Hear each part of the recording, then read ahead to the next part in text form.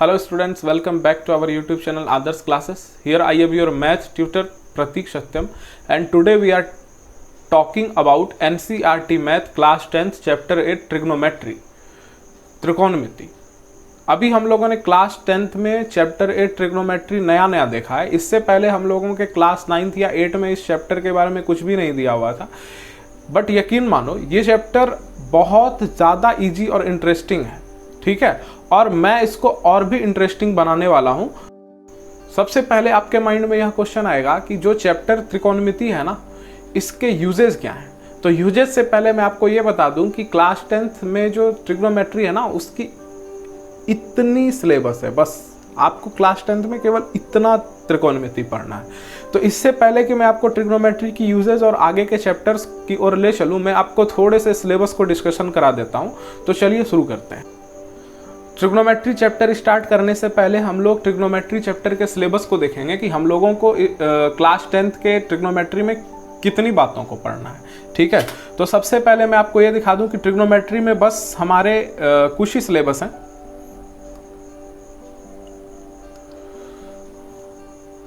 तो सबसे पहले अगर मैं आपको दिखा दूं कि ट्रिग्नोमेट्री में सबसे पहले हम लोग, चूंकि नया चैप्टर है तो हम इसके इंट्रोडक्शन के बारे में पढ़ेंगे, है ना। और इंट्रोडक्शन पढ़ने के बाद इसमें एक सिलेबस है ट्रिग्नोमेट्रिकल रेशियो, जिसको आप त्रिकोणमिति अनुपात बोलेंगे, है ना। इस सब के बारे में मैं आगे पढ़ूंगा। बस मैं अभी आपको सिलेबस बता रहा हूँ कि कितने ठो सिलेबस में हमारे जो है ना चैप्टर 8 खत्म हो गया है, ठीक है। इसके बाद कुछ विशिष्ट कोणों के त्रिकोणमिति अनुपात सारणी 8.1 जो आपको दिखेगा, जिसमें साइन थीटा कॉस थीटा की जगह पे अगर हम थीटा की जगह 0, 90, 45 पुट कर दें, है ना, तो उसके वैल्यूज क्या होते हैं मैं आपको वो टेबल ही बनाना सिखाऊंगा। आप देख सकते हैं सारणी 8.1। फिर पूरक कोणों के त्रिकोणमिति अनुपात के बारे में हम लोग पढ़ेंगे। जैसे अगर आपने त्रिकोणमिति पढ़ लिया होगा तो यू हैव एन आइडिया कि sine 90 minus theta equal to cos theta होता है ना, तो इसके बारे में हम लोग पढ़ेंगे। एंड लास्ट इस त्रिकोणमितीय सर्वसमीकरण बहुत ही इंपॉर्टेंट है और इससे बहुत सारे क्वेश्चन पूछे जाते हैं, ठीक है। तो हम लोग आगे बढ़ेंगे। मैं एनसीईआरटी की बात कर रहा हूँ, तो आपके एनसीईआरटी के बुक में ना टोटल 15 एग्जाम्पल्स हैं। एक्सरसाइज 8.1 से लेके एक्सरसाइज 8.4 तक में टोटल नंबर ऑफ एग्जाम्पल्स 15 है। 8.1 में क्वेश्चन नंबर 11 तक है, ठीक है। 8.2 में टोटल क्वेश्चन 4 है, 8.3 में क्वेश्चन 7 और 8.4 में टोटल क्वेश्चन 14 है। और टोटल नंबर ऑफ क्वेश्चंस अगर मैं पूरे चैप्टर 8 की बात करूं तो 51 क्वेश्चंस है, जो आपको अभी इस सीरीज में देखने को मिलेगा। हम लोग पूरा कवर करेंगे बट विथ बेसिक, ठीक है।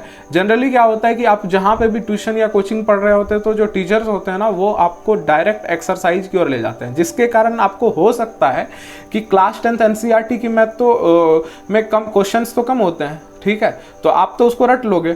बट कहीं भी बाहर से अगर आपके पास कोई भी उड़ता क्वेश्चन आ जाता है तो फिर आपको लगता है यार कि त्रिकोणमिति बहुत हार्ड है, लेकिन हार्ड है नहीं, है ना। जब मैं स्टूडेंट्स को त्रिकोणमिति पढ़ाता हूँ ना, तो मेरे को बहुत इंटरेस्ट आता है। तो आप ये सोचो कि आपको कितना इंटरेस्ट आएगा। मैं जितना इंटरेस्ट मुझे आता है ना, मैं उस इंटरेस्ट को डबल करके आपके पास पहुंच जाऊंगा, ठीक है। तो अब चलिए चैप्टर को स्टार्ट करते हैं। इतने चीज को हम लोग कवर करेंगे, ठीक है। तो सबसे पहले चैप्टर है इंट्रोडक्शन ऑफ ट्रिग्नोमेट्री। अभी हम लोग इसके बारे में पढ़ेंगे, ठीक है। तो मैं आपको ये बता रहा हूं कि ट्रिग्नोमेट्री की यूजेस क्या है, ठीक है। अभी देखो, आप यहाँ पे एक एग्जाम्पल दी हुआ है कि मान लीजिए कि एक स्कूल का छात्र है, ठीक है, जो कुतुब मीनार घूमने गया है। आपने कुतुब मीनार देखा होगा, है ना, अरे कम से कम इमेज में तो देखा होगा। तो यहाँ पे एक लड़का है जो कुतुब मीनार घूमने के लिए गया है, और रैंडमली वो क्या करता है ना कि कुतुब मीनार के ये पीक पॉइंट है ना, इसको देखता है, ठीक है। अब अगर मैं आपको ये बोलूं कि सपोज करो कि ये लड़का आप हो, ठीक है, और आपको केवल इस कुतुब मीनार को यहाँ से देख के इसको देख के और आपको इसके हाइट को बता देना है, इज इट पॉसिबल? तो in the case of trigonometry it is possible and easy, okay. तो त्रिकोणमिति वह चीज है जिससे हम कितने भी बड़े बिल्डिंग्स होंगे, मैं बस उसको देख के उसके हाइट को बता सकता हूँ, ठीक है, बिना किसी भी मेजरमेंट इक्विपमेंट को यूज किए हुए, है ना।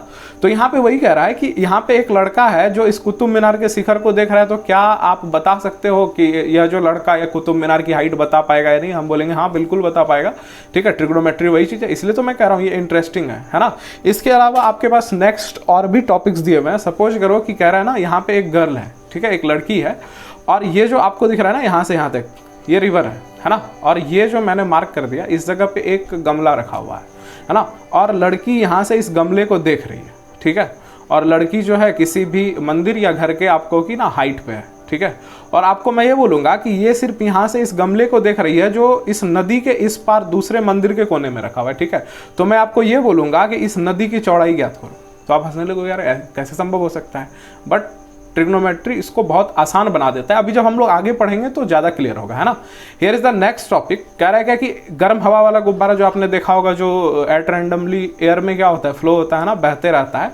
तो यहाँ पे कह रहा है कि आसमान में उड़ने पर इस गुब्बारे को एक लड़की देख लेती है। एक लड़की जब इसको देखती है तो ये गुब्बारा यहाँ पे रहता है ना, और बच्चे हैं जब देखेंगे तो वो दौड़ते हुए पहुँचती है अपनी माँ के पास और कहती है कि चलो मैं तुम्हें एक चीज़ दिखाती हूँ। लेकिन जब तक उसकी माँ आती है इस पॉइंट पे, तब तक ये गुब्बारा यहाँ से फ्लो करके यहाँ पहुँच गया होता है, ठीक है। आप यहाँ पे देखो ये लिखा हुआ है, आप इसको पढ़ सकते हो।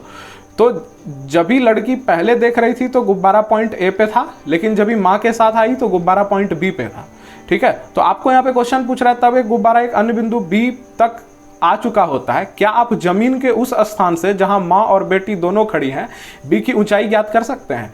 बोला क्या कि ये जो जमीन के इस पॉइंट पे जो यहाँ पे मदर और उनकी डॉटर खड़ी हैं, क्या आप यहाँ से जो ये गुब्बारे की हाइट है इसको निकाल सकते हो। तो अभी तक आपको ये मजाक लग रहा है कि संभव है नहीं, लेकिन ट्रिग्नोमेट्री में ये सारी चीज़ें आसान होती है। आज के डेट में ट्रिग्नोमेट्री का यूज़ इंजीनियर्स भी करते हैं, ठीक है। बड़े बड़े बिल्डिंग्स की हाइट निकालने के लिए आप जानते हो कि अभी टेक्नोलॉजी का ज़माना है ना, और उससे भी ज़्यादा तो लोगों का जो है ना माइंड डेवलप हो गया है, ठीक है। तो ट्रिग्नोमेट्री का यूज़ करके जितने भी इंजीनियर्स होते हैं वो किसी भी बिल्डिंग या पुल या कुछ भी हाइट या रिवर की जो चौड़ाई होती है वो बिना किसी इक्विपमेंट और बिना किसी मेजरमेंट के बता देते हैं। अब आप बोलो कि मैं आपको बोलूँगा कि सूर्य और तारों का जो है ना हाइट मेजर करना है कि पृथ्वी से वो कितने दूर हैं, तो ऐसा कौन सा इक्विपमेंट है जिससे आप यहाँ से और तारों की हाइट ज्ञात करोगे, संभव नहीं है ना। तो फिर उसको जो साइंटिस्ट होते हैं ना उसको ट्रिग्नोमेट्री का यूज करके ही वो हाइट फाइंड करते हैं, ठीक है। तो चलिए नेक्स्ट आगे बढ़ते हैं। यहाँ पे कुल मिला के कह रहा है कि इस स्थितियों में हम लोगों ने दो केस देखा है ना, एक हम दूरी निकाल रहे थे ना, ये हम कह रहे थे नदी की कितनी चौड़ाई है सेकंड केस में, ठीक है। और उसके बाद और किसकी बात हो रही थी, तो ऊंचाइयों की बात हो रही थी। मैंने बोला था ना आपको कुतुब मीनार की ऊंचाई या जो माँ और बेटी थी उस जगह से मैं गुब्बारे की हाइट देखूंगा, इसकी ऊंचाई निकालनी है। तो पूरे स्थिति में मैंने दूरी और ऊंचाई के बारे में बात किया है ना। तो सबसे पहले मैं आपको यह समझा दूं कि ट्रिग्नोमेट्री है क्या, ठीक है। तो ट्रिग्नोमेट्री आप यहाँ पे देखो, ट्रिग्नोमेट्री 3 वर्ड से मिलकर बना है। सबसे पहले आपको यहाँ पे दिख रहा है ट्राई, यहाँ पे दिख रहा है गॉन और यहाँ पे दिख रहा है मेट्रॉन। ट्राई का मीनिंग होता है 3, ठीक है। गॉन का मीनिंग होता है, यहाँ पे देखो आप देख सकते हो, भुजा, और मेट्रॉन का मतलब होता है माप। तो कुल मिला के बात हो गया 3 भुजा का माप। और अगर आप हिंदी में देखो तो इसका नाम है त्रिकोण और मिति, ठीक है, त्रिकोण और मिति। तो मैं आपको ये बता दूं कि यहाँ पे त्रि का मतलब हो गया 3, ठीक है, त्रि का मतलब हो गया 3, ये तो हो गया कोण, और मिति का मतलब होता है माप। यानी कि त्रिकोणमिति में हम लोग 3 को, अगर हिंदी त्रिकोणमिति के हिंदी अर्थ को देखें तो यहाँ पे 3 कोण माप, ठीक है, और यहाँ पे इंग्लिश में अगर उसका मीनिंग देखें तो 3 भुजाओं का माप। लेकिन फिर भी इंडिकेट केवल एक जगह पे कर रहा है ना। ऐसा कौन सा शेप है जिसमें 3 भुजाएं और 3 कोण होती हैं, त्रिभुज, है ना। There are many types of triangles, त्रिभुज के बहुत सारे प्रकार होते हैं। तो भैया क्या यहाँ पे हम सारे त्रिभुज के बारे में पढ़ने वाले हैं, तो इन्होंने बोला नहीं, केवल एक ही त्रिभुज के बारे में पढ़ना है। कौन सा त्रिभुज, तो समकोण त्रिभुज, ठीक है। तो इस पूरे चैप्टर में हम लोग केवल समकोण त्रिभुज की ही चर्चा करेंगे, और क्या क्या चर्चा करेंगे तो आइए देखते हैं, ठीक है। अगर आपको क्वेश्चन पूछेगा कि त्रिकोणमिति किसे कहते हैं या त्रिकोणमिति के द्वारा हम क्या पढ़ते हैं, तो आप बोलोगे कि त्रिकोणमिति गणित की वह शाखा है जिसके अंतर्गत हम समकोण त्रिभुज की भुजाओं और उसके कोणों के बीच में संबंध को दर्शाते हैं, ठीक है। आपको आगे ज्यादा क्लियर होगा। अभी आपको याद रखना है कि किसी भी समकोण त्रिभुज की भुजा और उसके कोण के बारे में। तो अभी चैप्टर को स्टार्ट करने से पहले एक बार हम लोग समकोण त्रिभुज के बारे में जो भी बात हो सकती है उसको देखेंगे और फिर चैप्टर की ओर आगे बढ़ेंगे, ठीक है।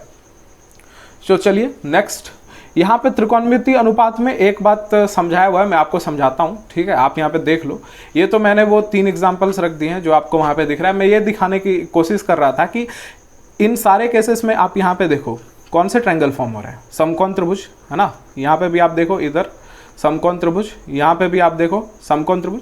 जनरली समकोण त्रिभुज कहते किसको है ना, तो समकोण त्रिभुज बड़ा आसान सा बात है यार कि समकोण त्रिभुज ऐसा त्रिभुज होता है ना, ठीक है। आपको देखो यहाँ पे मैंने बताया है इस जगह पे, एक मिनट,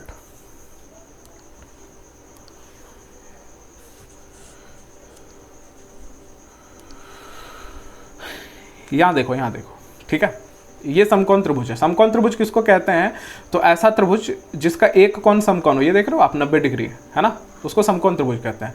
देखो त्रिभुज है तो 3 भुजाएं होंगी है ना, तो जो ये स्लैंट हाइट होता है ना, ये तिरछी वाली लाइन होती है ना, इसको हम लोग कर्ण बोलते हैं समकोण त्रिभुज में है ना, सारे त्रिभुज में नहीं, केवल समकोण त्रिभुज में। और कर्ण को इंग्लिश में हाइपोटेनस कहते हैं, इसको H से डिनोट करते हैं, ठीक है। यहाँ पे कैपिटल H आप लिख सकते हो, मैंने मिस्टेक से स्मॉल h लिख दिया, आप इसको कैपिटल H करोगे है ना। और ये मैं जो पढ़ा रहा हूँ ना, ये नोट्स आपको मेरे टेलीग्राम चैनल पर मिलेंगे, ठीक है। और टेलीग्राम चैनल का लिंक अभी आपको इस वीडियो के नीचे पड़ा हुआ है, तो आप वहाँ से जाके हमारे टेलीग्राम चैनल से लिंक हो सकते हैं। तो मैं किसी भी वीडियो को अपलोड करने से पहले उसके नोट्स को टेलीग्राम चैनल पे अपलोड करता हूँ, तो आप जब इसको सामने रख के पढ़ोगे तो आपको ज़्यादा ईजी क्लियर समझ में आएगा, ठीक है।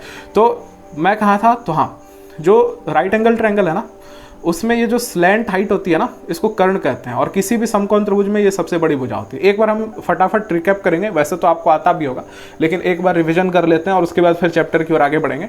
और ये जो आपको हाइट दिख रही है ना, ये या तो लंब हो सकता है, ठीक है, या ये लंब हो सकता है। जनरली बच्चों के मन में ये होता है कि ये जो हाइट है ना, ये वाली, इसको हम लोग लंब बोलते हैं, और ये वाली हाइट है, इसको हम लोग आधार बोलते हैं, और जो बच गया वो तो कर्ण हो गया, सबसे बड़ी भुजा है ना। और आप बोलोगे भी कि आपने भी तो यहाँ पे लंब लिखा है, आपने लंब यहाँ पे क्यों नहीं लिखा है, आप जब बोल रहे हो, ठीक है। तो इसके कंडीशंस को भी मैं यहाँ पे अभी समझाऊंगा। अभी जनरली ये समझ लो कि ये परपेंडिकुलर है, ये बेस है, यानी लंब और आधार है, ठीक है। इसके बाद पाइथागोरस प्रमेय, शायद आपको पता भी होगा। पाइथागोरस प्रमेय कहता है कि किसी भी समकोण त्रिभुज में कर्ण का वर्ग इसकी शेष 2 भुजाओं के वर्ग के योग के बराबर होता है। किसी भी समकोण त्रिभुज में कर्ण का वर्ग, तो ये कर्ण का वर्ग हो गया, ठीक है, उसकी शेष 2 भुजाओं, एक लंब और एक आधार, उसके वर्ग के और योग के बराबर होता है, ठीक है। इसके बाद आप देखो कि इस केस में कर्ण कौन है, AC है ना, तो मैंने यहाँ पे AC² और प्लस AB और प्लस BC का होल स्क्वायर, ठीक है, AB² प्लस BC²। और आपको तो ये पता है ना, ये स्क्वायर इधर आके क्या हो जाता है, रूट। तो एक्चुअली ये जो टॉपिक है ना, ट्रिग्नोमेट्री में कब और कहाँ कैसे यूज हो जाएगा आपको पता भी नहीं चलेगा, है ना। तो आपको इसको बहुत बढ़िया से लर्न करना है ना। यहाँ पे मैंने बस 2 बातें लिखी है कि किसी समकोण त्रिभुज में कर्ण यानी हाइपोटेनस हमेशा निश्चित होता है, ये कभी चेंज नहीं होगा। लेकिन लंब, और यहाँ पे मैंने थोड़ा सा गड़बड़ लिख दिया है, लंब और आधार का मान कोण के साथ बदलते रहेगा, कर्ण कभी नहीं बदलेगा। लंब और आधार का मान, इस जगह मैंने कर्ण लिख दिया है, आधार का मान हमेशा क्या होता है, बदलते रहता है। अब कैसे बदलता है इसको हम लोग नेक्स्ट टॉपिक में देखते हैं। तो आप जरा सा यहाँ पे ध्यान दो, मैंने यहाँ पे 3 एग्जाम्पल्स लिए हैं, ठीक है। तो इस केस में देखो, ये समकोण त्रिभुज है जिसका कोण भी समकोण है। अभी मैं बात कर रहा हूँ, ये एंगल है, ठीक है, कौन सा एंगल है, तो सपोज करो कि मैंने इसको थीटा लेट किया, ठीक है, थीटा, इसको हम लोग थीटा पढ़ते हैं, है ना, ये कोण की माप होती है। तो देखो कुल मिला के बात क्या है ना, कि ये जो तिरछी हाइट है इसको हम लोग कर्ण बोल देंगे, ठीक है। अब बात हुई लंब और आधार की, तो सबसे बड़ा बात यहाँ पे क्या नोटिस करना होता है कि ये जिस कोण के बारे में हम बात कर रहे हैं, अभी कौन से कोण के बारे में बात कर रहे हैं, तो भैया थीटा के बारे में बात कर रहे हैं। तो इस कोण के सामने वाला जो भुजा होता है ना, वही लंब होता है, ठीक है। ये लंब हो गया, ये कर्ण हो गया यहाँ पे, तो बच गया जो वो आधार हो जाएगा। समकोण त्रिभुज में 3 भुजाएं, एक लंब, एक आधार और एक कर्ण, है ना। अभी आप बोलो क्या कि आप इस एंगल को लेकर दिखाओ, ठीक है, मैंने इस कोण को, अगर आपको ये कॉन्सेप्ट क्लियर नहीं होगा तो प्रश्नावली 8.1 का एक भी क्वेश्चन आपसे नहीं बनने वाला है, ठीक है, क्योंकि आपको आइडिया नहीं है ना कि लंब कौन सा है। तो आप यहाँ पे देखो कि अभी मैंने इस कोण की बात करी है ना, थीटा कोण, तो जस्ट इस कोण के सामने वाला जो ये भुजा है ना, इस भुजा को अब हम क्या बोलेंगे, लंब बोलेंगे, ठीक है। और ये जो तिरछी हाइट जो सबसे बड़ी भुजा होती है, इसको हम लोग कर्ण बोलते हैं, ठीक है। और ये जो PQ है ना, ये आपका हो जाएगा आधार, ठीक है। तो इस तरह से मैं आपको बता रहा था कि लंब और आधार जो है वह कोण के सापेक्ष बदलता है। कोण बदलेगा तो लंब और आधार बदल जाएगा, लेकिन कर्ण कांस्टेंट होता है, वो कभी भी बदलेगा नहीं, किसी भी केस में नहीं, ठीक है। इसके बाद सबसे बड़ा बात यहाँ पे आया कि हम लोग जब ट्रिग्नोमेट्रिकल यहाँ पे रेशियोज है, यानी कि यहाँ पे हम न्यून कोण के सापेक्ष त्रिभुज की भुजाओं के अनुपात का अध्ययन करेंगे, ठीक है। SIB का मतलब होता है सबसे इंपॉर्टेंट बात, ये मैंने बनाया है, ठीक है। कहता है इन अनुपातों के को कुछ नाम देना होगा। मैंने बोला कि त्रिकोणमिति कहते किसको हैं, तो त्रिकोणमिति जो है ना वो गणित की वह शाखा है जिसके अंतर्गत हम समकोण त्रिभुज की भुजाओं और कोणों के बारे में अध्ययन करते हैं ना। तो अब कुछ नाम देना होगा ना। तो साइंटिस्ट ने, अब मैं आपको सबसे पहले ये बता दूं कि यार अपन भारतीय हैं, है ना। तो जो त्रिकोणमिति का सबसे पहला, जो त्रिकोणमिति अनुपात का सबसे पहला नाम आया था ना, वो आर्यभट्ट साहब ने दिया था, ठीक है। नाम क्या दिया था मैं आपको बता दूं यहाँ पे, ठीक है, एक मिनट। सबसे पहला नाम आया था साइन, ठीक है, सबसे पहला नाम आया था साइन। आफ्टर दैट बहुत सारे नाम आए, बहुत सारे नहीं, टोटल 6 आए। साइन के बाद नेक्स्ट नाम आया कोसाइन, अलग अलग साइंटिस्ट ने नाम दिए फिर, ठीक है। इसके बाद आया टेंजेंट, आफ्टर दैट कोटेंजेंट, ठीक है, कोटेंजेंट। उसके बाद आया सेकेंड, और उसके बाद आया कोसेकेंड। तो ये 6 त्रिकोणमितीय आप कह सकते हो कि अनुपात, है ना, या आइडेंटिटीज के नाम दे सकते हो आप इसको, है ना। ये 6 नाम त्रिकोणमिति में बहुत बड़ा रोल प्ले करते हैं। यहाँ से जो अभी इस नाम के साथ त्रिकोणमिति शुरू हुआ और अंत तक केवल इसी नाम के साथ रहेगा। कुल 6 नाम है, ठीक है, साइन, कोसाइन, टेंजेंट, कोटेंजेंट और सेकेंड, कोसेकेंड, ठीक है। तो अभी बात हुई कि जब हम लोग पढ़ने लगे तो गणित जो है वो चीज़ों को आसान करने के लिए, है ना। लेकिन ये इतने बड़े बड़े नाम जब आप कॉपी में लिखोगे तो ये क्या करेगा कि बार बार हम लोगों को थोड़ा सा प्रॉब्लम क्रिएट करेगा। तो साइंटिस्ट क्या करना था यार कि जैसे नाम होता है ना कि लोग दिनेश का नाम दीनू कर देते हैं, रमेश का नाम रामू कर देते हैं, है ना।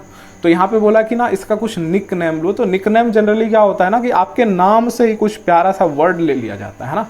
तो क्या कि भैया ये जो साइन है ना, इस साइन का सभी का फर्स्ट 3 वर्ड ले लो। तो जब फर्स्ट 3 लेटर्स ले लो, तो यहाँ पे फर्स्ट 3 लेटर्स हो गया साइन, है ना।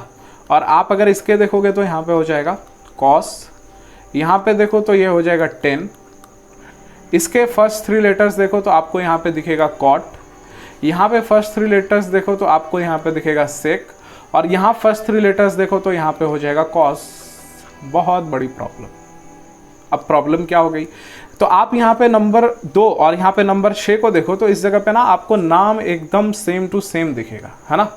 तो यहाँ पे तो प्रॉब्लम हो गई यार। कभी भी हम एक क्लास में एक ही नाम के 2 स्टूडेंट होंगे, जब भी बुलाऊंगा तो दोनों कंफ्यूज होंगे, है ना। तो बहुत प्रॉब्लम हो गई। तो फिर उन्होंने बोला क्या कि चलो एक वर्ड बढ़ा के देखते हैं, सॉरी एक लेटर, बार बार मैं वर्ड बोल रहा हूँ, एक लेटर। तो एक कौसी, मौसी कैसा हो गया, है ना। तो कुल मिला के बात ये था कि इसके 5 लेटर्स लिए गए और नाम बन गया कौशिक। अपने पास 6 नाम है जो आपको सीरियली लर्न रखना है ना।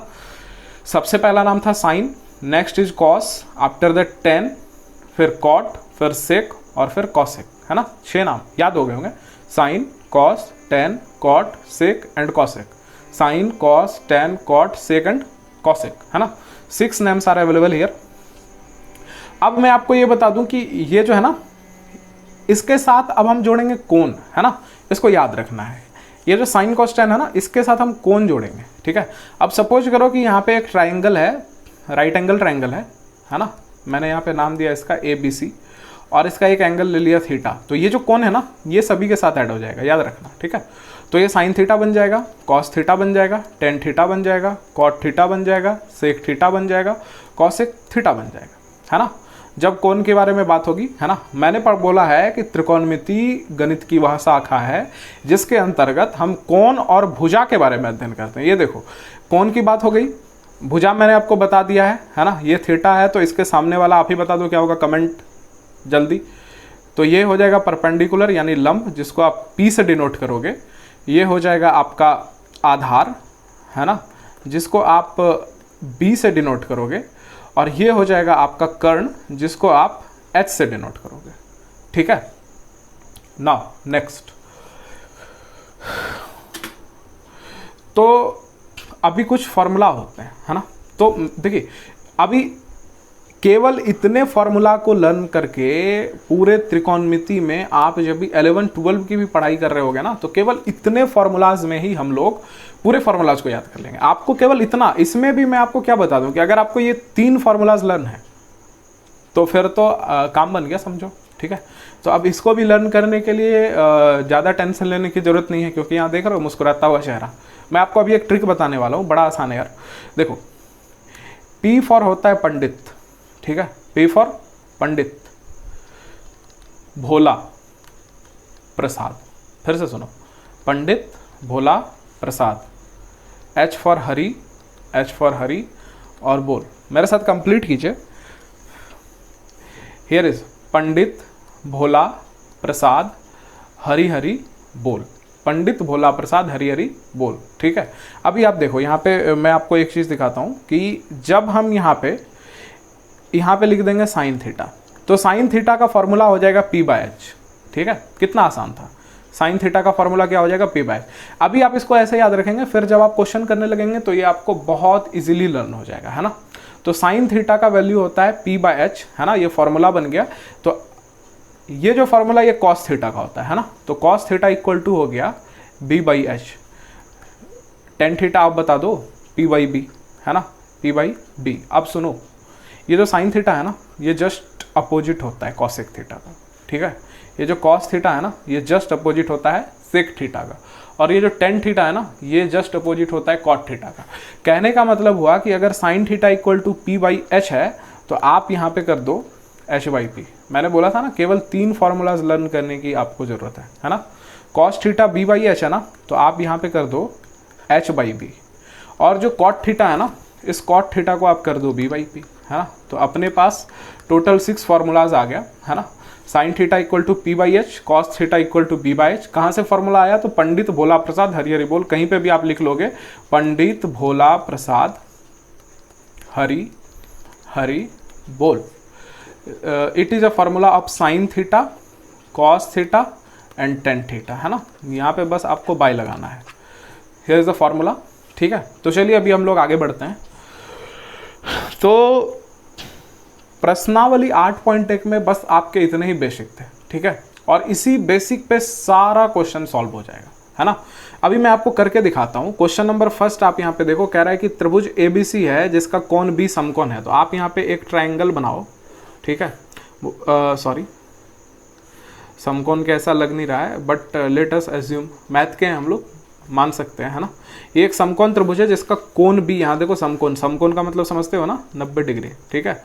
AB इक्वल टू 24 सेंटीमीटर यहाँ दिया हुआ है, ठीक है भैया। तो AB 24 centimetre here, BC equal to 7 centimetre, यहाँ पे BC 7 सेंटीमीटर की बात हो रही है। Here is the question.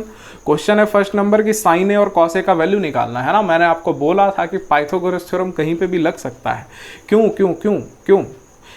मैंने अभी आपको फॉर्मूला बताया ना, पंडित भोला प्रसाद, पंडित भोला प्रसाद, हरि हरि, बोल, ठीक है। तो ये फॉर्मूला जो है ना, ये साइन का है, मैंने बताया था आपको, ठीक है। अभी तक तो लर्न हो गया होगा, है ना। तो यहाँ पे जब मैं साइन के फॉर्मूला पुट करूँगा, यहाँ पे साइन ए बराबर फॉर्मूला होता है, साइन ए बराबर P/H, ठीक है। अब ध्यान देने वाली बात है कि यहाँ पे कौन सा एंगल है, A। तो A कौन सा एंगल हो गया, ये वाला, ठीक है। तो जब आप इस एंगल की बात कर रहे हो तो इस केस में परपेंडिकुलर तो ये हो जाएगा, है ना। हाइपोटेनस तो कभी भी चेंज नहीं होता, और ये क्या हो गया, बेस हो गया। तो आपको बेस दिया है, परपेंडिकुलर दिया है, लेकिन यहाँ परपेंडिकुलर बाय हाइपोटेनस यानी कर्ण होता है, तो आपको कर्ण निकालना पड़ेगा। और मैंने आपको बताया है कि कर्ण का जो वर्ग होता है ना, वो शेष 2 भुजाओं के वर्ग के योग के क्या होता है, बराबर होता है। तो यानी कि 24 का होल स्क्वायर और प्लस 7 का होल स्क्वायर, तो 576 और प्लस 7 7 जा 49, 625। और ये h का स्क्वायर है ना, तो आप यहाँ से जब h की वैल्यू निकालोगे तो ये √625 और इक्वल टू 25 हो जाएगा, है ना। तो यहाँ पे h का वैल्यू हो गया 25 सेंटीमीटर, ठीक है। अब आप पुट करो, बड़ा आसान है यार। यहाँ पे p का वैल्यू क्या है, 7, और h का वैल्यू क्या है, 25, तो 7/25 सेंटीमीटर, है ना। Here is the next question, sine A के बाद कॉस ए, ठीक है। तो आप ये देखो, cos A equal to, cos A का वैल्यू यहाँ पे क्या हो जाएगा, कॉस ए का फॉर्मूला होता है B/H, है ना। आप पीछे पलट के देखो, शायद कवर हो गया होगा यहाँ पे, B/H।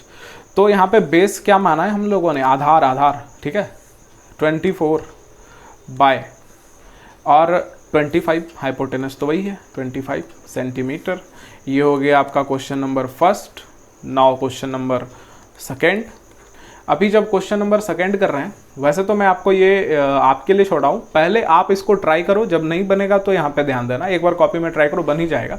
अब आप देखो यहाँ पे एंगल क्या है, सी है ना, तो अब ए की बात नहीं कर रहे हैं हम लोग किसकी बात कर रहे हैं, सी की, है ना, ये वाला एंगल। और अब इस केस में परपेंडिकुलर तो ये नहीं रहेगा ना, ये तो बेस बन जाएगा, ठीक है, ध्यान से समझो आप। अब ये बेस नहीं रहेगा, काहे कि जो भी एंगल की बात करते हैं उसके सामने क्या होता है, परपेंडिकुलर हो जाता है। तो इस केस में जब आप साइन सी की वैल्यू निकालोगे तो sine C equal to, formula तो वही होगा ना, फॉर्मूला कभी चेंज नहीं होता, तो साइन सी इक्वल टू हो जाएगा पी बाई एच। और पी की वैल्यू कितनी दी हुई है, तो आप देखो अभी पी की वैल्यू कितनी है 24 और एच की वैल्यू है 25, तो 24 by 25 centimetre. Okay, cos C, here is the cos C का फॉर्मूला मॉसी cos C, B by H, यहाँ पे बी और बाई एच। और बी की वैल्यू बता दो, जल्दी बता दो बी की वैल्यू कमेंट सेक्शन में। बी की वैल्यू कितनी है 7, तो ये हो गई 7 और by H 25 centimetre. Here is your answer. तो आज हम लोग यहीं तक रखेंगे, कल हम लोग अभी इसके नेक्स्ट क्वेश्चन को करेंगे और फिर आगे बढ़ेंगे। जय हिंद।